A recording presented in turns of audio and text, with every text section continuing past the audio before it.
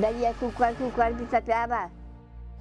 Agar sapat tengah, ami yakin gua bisa cuat ka. The human cost of disasters in Asia-Pacific has been significant. Since 1970, over 2 million lives were lost due to disasters in the region. This represents more than half of disaster-related fatalities worldwide. The Indian Ocean Tsunami 13 years ago, in that morning of 26 December 2004, shall be remembered as a nightmare for many countries in the region, including Thailand. Many lives were lost and many communities destroyed. Over 10 countries around the Indian Ocean rim were ravaged by tsunami. The region was not well prepared to cope with such calamity. Disasters keep people in poverty and push people into poverty.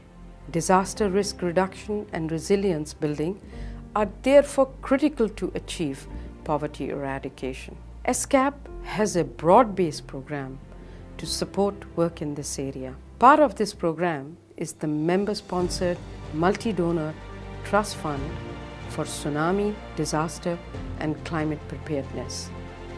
The Trust Fund leverages the convening power of ESCAP and the strengths of regional institutions to deliver timely and effective early warning. National disaster management organizations, NDMOs, are a crucial part of that, and the local authorities as well.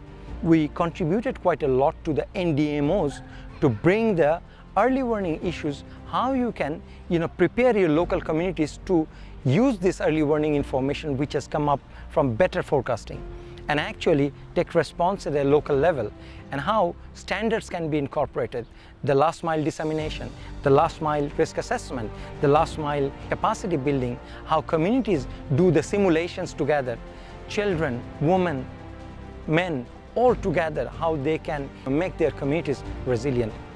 Working through partners such as RIMES and the Asian Disaster Preparedness Center, efforts supported by the Trust Fund have been instrumental in addressing unmet needs. Currently, ESCAP is supporting RIMES in impact forecasting. This involves development of tools that automates the process of assessment of risks from a forecasted weather and climate event and generates advisories on how to manage potential impacts. Our objective in facilitating projects and programs is always to have the interventions being sustained by the countries, to look at really a more effective and meaningful capacity development. For buy-in from various stakeholders in the countries is very much required, from the national to the local level, as well as from private institutions. Given the evolving needs of ESCAP member states, particularly in high-risk, low-capacity countries, the Trust Fund is committed to securing continuous funding for disaster risk reduction efforts in Asia and the Pacific. The Trust Fund has received contributions from various countries since its establishment.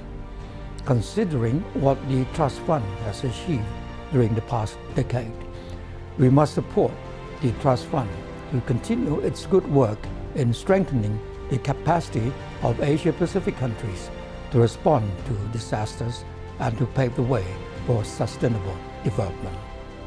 Today, multi-hazard early warning systems are a public good. If we are to leave no one behind by 2030, it is essential we work together to build resilience to disasters.